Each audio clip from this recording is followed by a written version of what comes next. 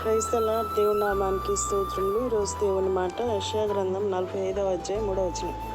పేరు పెట్టి నిన్ను పిలిచిన ఇశ్రాయేలు దేవుడనైన యెహోవా నేనే అని నీవు తెలుసుకున్నట్లు అంధకార స్థలంలో ఉంచబడిన నిధులను రహస్య స్థలంలోని మరుగైన ధనము నీకిచ్చేదను. ఆమేన్. ప్రార్థన.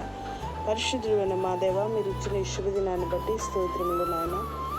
ఈ ఉదయకాలం నాయన మీరు చేసిన వాగ్దానం నాయన, ఎందరైతే నా ప్రభువా మీ వైపు చూస్తూ ఉన్నారో, ఎందరైతే నాయన మీ యొక్క సన్నిధిలో అంగలారుస్తూ ఉన్నారో, ఏ కొదవుల కొరతలతో ఉన్నారో వారందరినీ మీరు దర్శించండి.